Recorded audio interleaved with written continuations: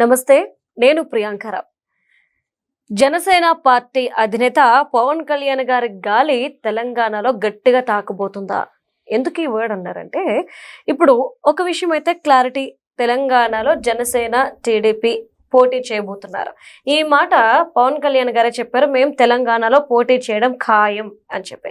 ఇప్పుడు ఎప్పుడైతే పవన్ కళ్యాణ్ గారు చెప్పారో బీఆర్ఎస్ పార్టీలో గుబులు మొదలైంది అనే అనుమానం కూడా ఒక పక్క వ్యక్తమవుతుంది. ఎందుకంటే వాళ్ళ పార్టీకి సంబంధించిన కొంతమంది నాయకులు మీడియా సమావేశంలో చెప్తున్న మాట ఏంటి అంటే, అమిత్ షా గారు మేము తెలంగాణలో సింగిల్ గా పోటీ చేస్తున్నాము అని చెప్పి ఆయన చెప్పినట్లు వీళ్ళు ప్రచారం చేస్తున్నారు. నిజంగా అమిత్ షా గారు ఈ మాట చెప్పారా? చెప్పకుండా వీళ్ళు చెప్తున్నారా? దీని వెనుకున్న పొలిటికల్ స్ట్రాటజీ ఏంటి? దీని మీద డిస్కస్ చేద్దాం. మనతో పాటు సీనియర్ జర్నలిస్ట్ సిఎస్ రావు గారు ఉన్నారు, ఆయన అడుగుదాం.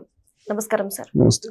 ఒకటి క్లారిటీ, పవన్ కళ్యాణ్ గారు తెలంగాణలో పోటీ చేస్తున్నారు, ఇటు టీడీపీ వస్తుంది. బట్ బీఆర్ఎస్ వాళ్ళు ఎందుకు భయపడుతున్నారు అనేది క్వశ్చన్ మార్క్. నిజంగా అమిత్ షా గారు చెప్పారా బీఆర్ఎస్ పార్టీ వాళ్ళు చెప్తున్నట్లు మేము ఒంటరిగా తెలంగాణలో పోటీ చేస్తున్నాము అని?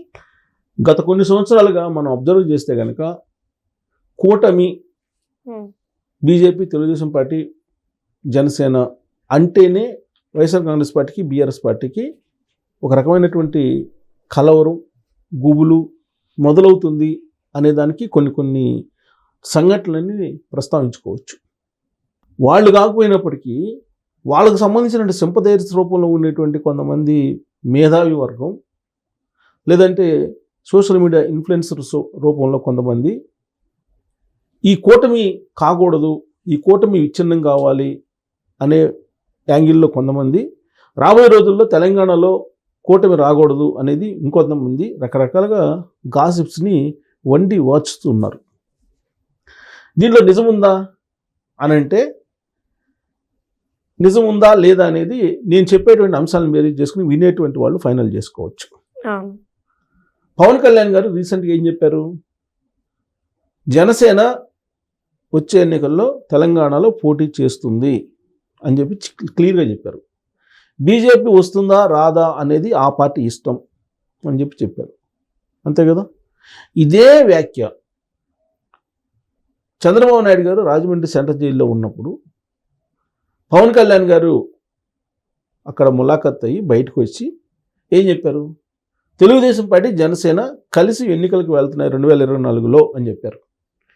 వెంటనే జర్నలిస్టులు బీజేపీ సంగతి ఏంది అన్నారు. బీజేపీ కూడా కలిసి వస్తుందని చెప్పి అనుకుంటున్నాను, అది ఆ పార్టీ ఇష్టము అని చెప్పి అన్నారు.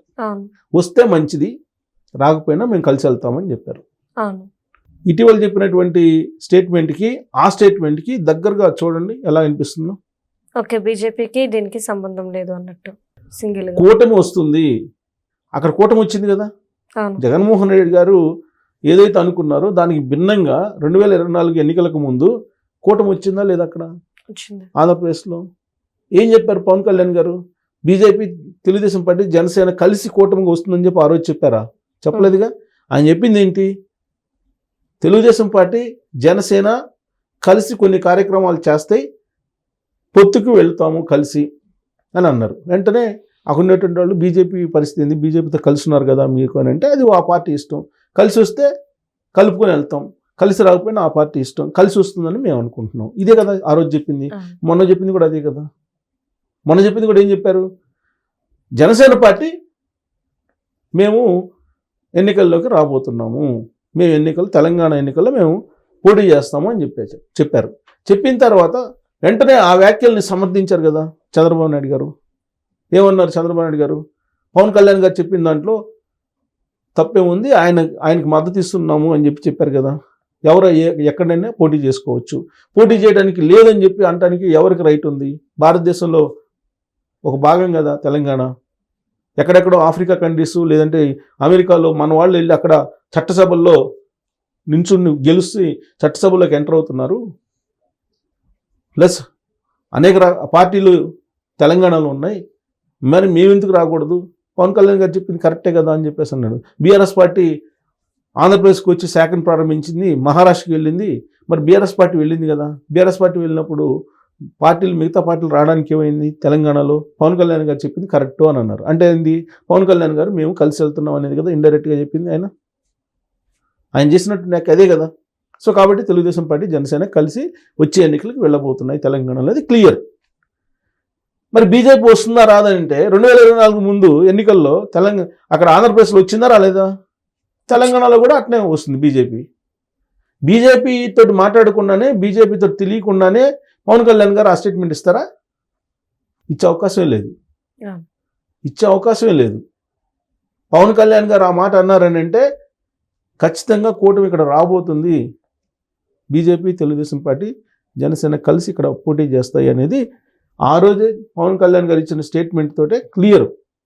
ఆ రోజు నుంచి బీఆర్ఎస్ పార్టీ శ్రేణులు కానీ లేదా వైఎస్ఆర్ కాంగ్రెస్ పార్టీ సంబంధించినటువంటి వాళ్ళు కానీ మాట్లాడుతున్నటువంటి మాటలను కనుక మనం చూస్తే, లేదా ఆ పార్టీలకు సంబంధించినటువంటి సింపథైజర్స్ కొంతమంది గుప్పుడు మంది మాట్లాడుతున్నటువంటి తీరు కనుక చూస్తే, తెలంగాణలో ఎంటర్ అయితే తెలుగుదేశం పార్టీ జనసేన ఏమైపోద్దో బీఆర్ఎస్ పార్టీ అని చెప్పి అక్కడ వైఎస్ఆర్ కాంగ్రెస్ పార్టీకి ఆందోళన.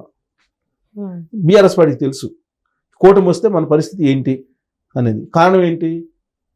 బీఆర్ఎస్ పార్టీలో ఉండేటువంటి వాళ్ళు అనేక మంది Telugu Desam party sympathisers, Telugu Desam party leaders, పూర్వపు లీడర్స్, ఓటర్స్, తెలుగుదేశం పార్టీ పూర్వపు ఓటర్స్. ఈ స్టేట్మెంట్ ఇచ్చిన తర్వాత బీఆర్ఎస్ పార్టీకి సంబంధించిన కీలక లీడర్లు తెలుగుదేశం పార్టీ అధినేత చంద్రబాబు నాయుడు గారిని కలిసి మాట్లాడారా లేదా? సీక్రెట్గా బీఆర్ఎస్ పార్టీకి సంబంధించిన కీలక లీడర్లు ఎందుకు వెళ్ళి చంద్రబాబు నాయుడు గారితో మాట్లాడారు? తెలుగుదేశం పార్టీలో చేరడానికేగా, తెలుగుదేశం పార్టీని నమ్మనే కదా. మరి అందుకే అంత ఆందోళన క్రమంలోనే ఇప్పుడు మళ్ళీ కొత్తగా ఏంటంటే ఢిల్లీకి వెళ్ళారు కదా ఎవరు, నీతి ఆయోగ్ సమావేశం వాళ్ళు జరుగుతుంది, దాంట్లో పార్టిసిపేట్ చేస్తున్నారు. అలాగే నిన్న ఎన్డీఏ సమావేశం జరిగింది, ఎన్డీఏ సమావేశానికి వెళ్ళారు. ఎన్డీఏ సమావేశానికి వెళ్ళినప్పుడు నరేంద్ర మోడీ గారు అలాగే పవన్ కళ్యాణ్ గారు చంద్రబాబు నాయుడు గారు మాట్లాడుకున్నారు కదా. ఆ సందర్భంగా బీజేపీకి సంబంధించినటువంటి లీడర్లు కూడా తెలంగాణ వాళ్ళు కూడా కలిశారు కదా. నిన్న కార్యక్రమం ఏంటి? 12 సంవత్సరాలు అయిన సందర్భంగా నరేంద్ర మోడీ గారి పరిపాలనకు అభినందనలు తెలుపుతూ ఆయనకు అప్రిషియేట్ చేసేటువంటి కార్యక్రమం. అక్కడ తెలంగాణలో రాబోయే రోజుల్లో ఏం చేద్దామని చెప్పి మాట్లాడుకుంటారా? మాట్లాడుకోరుగా.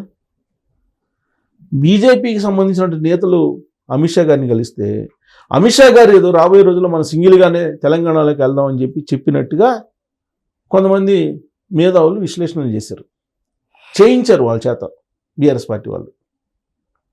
అంటే సింగిల్గానే వస్తుంది బీజేపీ, తెలుగుదేశం పార్టీ జనసేన కలుపుకొని పోవట్లేదు అనేది. ఎందుకు?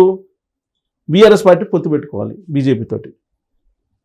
బీజేపీతో పొత్తు పెట్టుకోవాలంటే తెలుగుదేశం పార్టీ జనసేన ఇక్కడ రాకూడదు, లేదంటే బీజేపీతో పొత్తు పెట్టుకుని వెళ్ళాలని. 2024 ఎన్నికల్లో కూడా పొత్తుకు ప్రయత్నం చేశారు కదా. ఈ విషయాన్ని బీజేపీ లీడర్లే చెప్పారు కదా. కేటీఆర్ గారు కూడా చెప్పారు కదా, ఉంటే ఎన్డీఏలో ఉండాలి, లేదంటే ఇండియా కూటమిలో ఉండాలి, లేదంటే ప్రాంతీయ పార్టీలకు మనుగడ లేదని చెప్పి ఆయనే చెప్పారు కదా. అంటే తెలంగాణలో తెలుగుదేశం పార్టీ జనసేన ఎంటర్ అయితే బీఆర్ఎస్ పార్టీతో ఎన్డీఏ పొత్తు పెట్టుకోదు, బీజేపీ పొత్తు పెట్టుకోదు. అప్పుడు ఎక్కడికి వెళ్తుంది బీఆర్ఎస్ పార్టీ? సో స్థానం లేదు. అందుకని చెప్పి తెలుగుదేశం పార్టీ జనసేనని రాకుండా చేయాలి. ఇది బీఆర్ఎస్ పార్టీ ఈక్వేషన్. ఆంధ్రప్రదేశ్లో కూటమిని విచ్ఛిన్నం చేయాలి, అది వైఎస్ఆర్ కాంగ్రెస్ పార్టీ లక్ష్యం. ఇక్కడేమో కూటమి వస్తే బీఆర్ఎస్ పార్టీ అధికారంలోకి వచ్చే అవకాశం లేదనేది ఒక అంచనా. ఆంధ్రప్రదేశ్లోనేమో కూటమి ఇలానే కంటిన్యూ అయితేనేమో వైఎస్ఆర్ కాంగ్రెస్ పార్టీ తిరిగి అధికారంలోకి మళ్ళీ ఇంకో ఛాన్సే లేదు అనేది ఆ పార్టీ యొక్క ఆలోచన. ఇలాంటి అభిప్రాయంతో ఇట్లాంటి ప్రచారాలు జరుగుతున్నాయి. అంతే తప్ప అమిత్ షా గారు ఎక్కడ కూడా అఫీషియల్గా బీజేపీ ఒక్కటే సింగిల్గా పోతుంది తెలంగాణలో అని చెప్పి చెప్పలేదుగా. ఒకవేళ అదే జరిగితే తెలంగాణలో గంట సేపు ప్రధానమంత్రి నరేంద్ర మోడీ గారు చంద్రబాబు నాయుడు దగ్గరికి ఎందుకు వెళ్తారు? ఇంటి దగ్గర ఎందుకు వెళ్తారు? ఇంటి దగ్గర ఎందుకు ఉంటారు? తెలంగాణలో వెళ్ళరు కదా. సో చంద్రబాబు నాయుడు గారు చెప్పిన మాటలు కానీ, పవన్ కళ్యాణ్ గారు చెప్పిన మాటలు కానీ వీళ్ళు అఫీషియల్గా చెప్పారు మీడియాకి. వీళ్ళు చెప్పిన దాని ప్రకారం కూటమి తెలంగాణలోకి ఎంటర్ అవుతుంది. అమిత్ షా గారు చెప్పలేదుగా, అఫీషియల్గా అయితే చెప్పలేదుగా అమిత్ షా గారు. కాకపోతే వాళ్ళు చెప్పింది ఏంటంటే బెంగాల్ ఈక్వేషన్ ఉంటుందని నితిన్ నబీన్ చెప్పారు. మళ్ళీ తెలంగాణలో మేము అధికారంలో రాబోతున్నాం అని చెప్పి అమిత్ షా గారు చెప్పారు.